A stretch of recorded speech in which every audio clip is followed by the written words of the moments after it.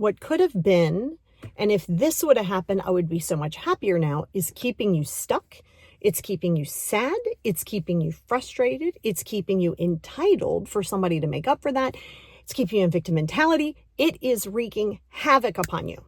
All right. Here's what the reality is. That time is never coming back. Number one. Number two, you have no facts, zero, zilch, nada, none, that if something here would have happened, your life would have been better. No facts whatsoever.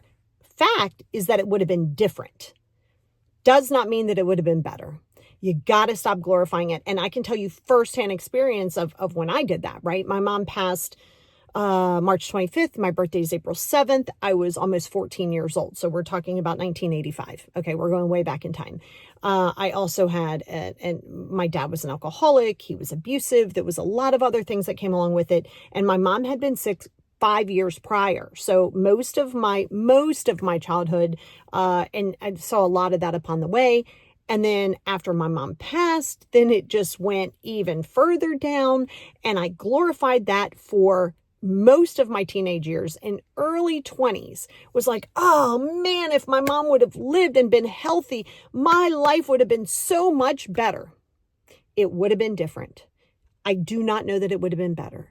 And to glorify it means that I can't stay present and I will not look in the future because I'm still holding on of why didn't this happen? And oh, my life could have been so good if these things would have happened. It doesn't have to be that traumatic. You could say, well, if this relationship would have lasted, I would be super happy in a relationship right now. Again, zero proof to that.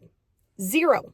And the more you're holding on to the fantasy world of this could have been better and my life would have been different, the harder it's going to be for you to let go of past traumas, for you to let go of some resentments and bitterness, any of those things.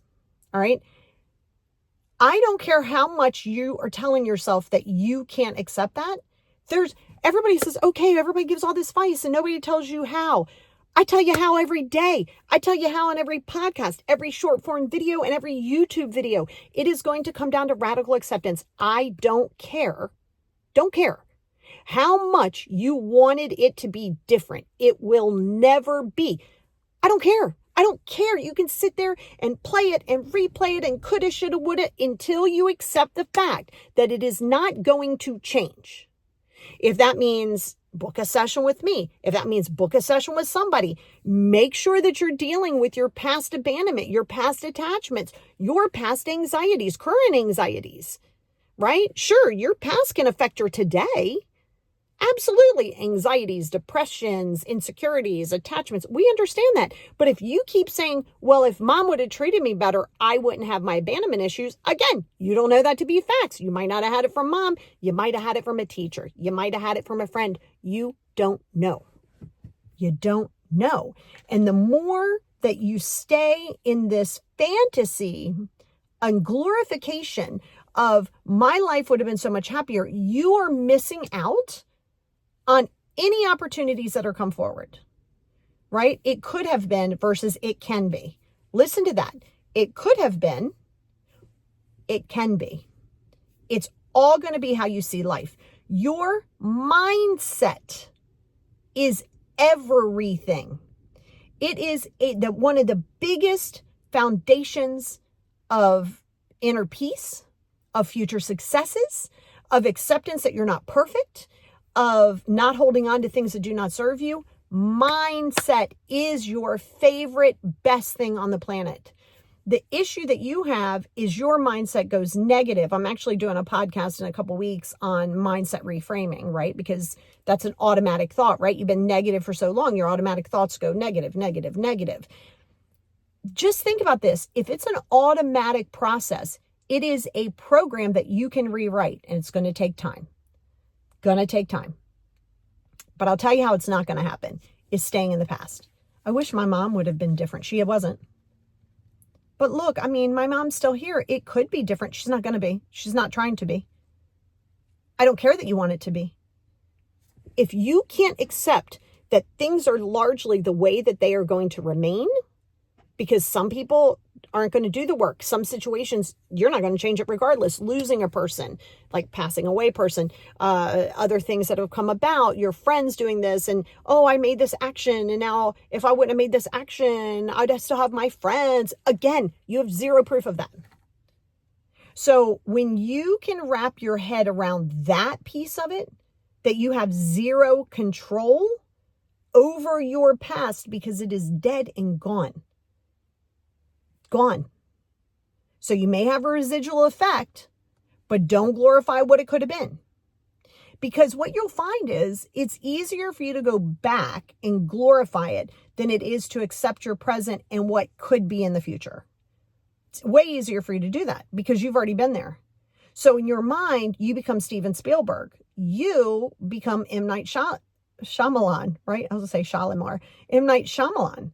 You start writing storylines. You start creating storylines. And now you start adding things and taking things away. And now your storyline even becomes more chaotic because you're creating this idea of if it would have changed, it would have been different. And the fact is that you don't know that.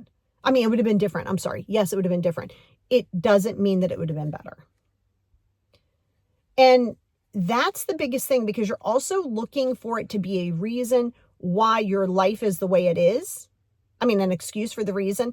That's a reason. So you're looking for an excuse for the reason for you not to stay present and to work on yourself because, oh, heaven forbid you're in this chaos.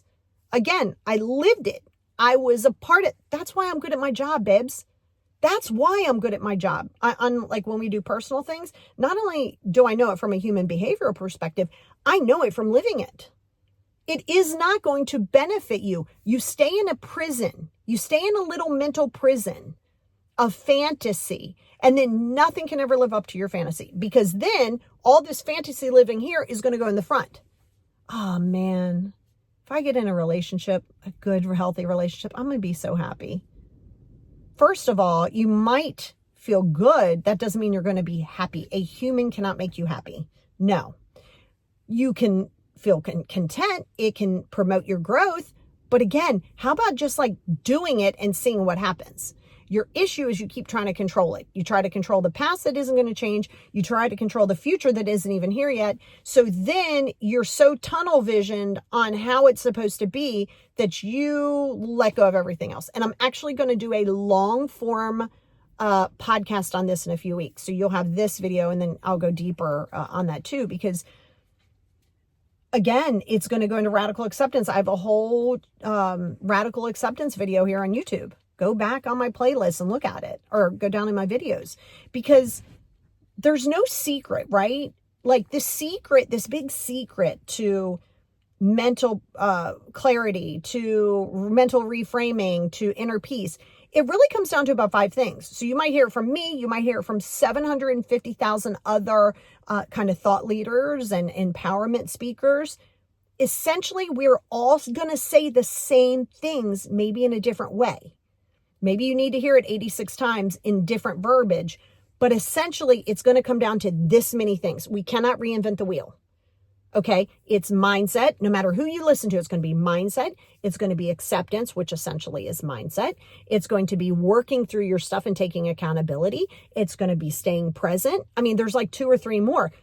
Anything that you're reading, listening to, goes into that. And accountability, your personal accountability is a huge one because you're here today. You might not have enjoyed the ride getting here. It may not have been a ride that was even yours in the first place. It may have been something that you were completely out of control of. But are you going to focus on what you were out of control of? Or are you actually going to stay here now and focus on what you are in control of? And that is your mindset. I mean, only you can answer that question. But if you stay in the victim space, and I have a podcast on victim mentality, if you stay in the victim space, you're only going to see things that are going to promote that victim mentality. You're here today. What are you going to do with it?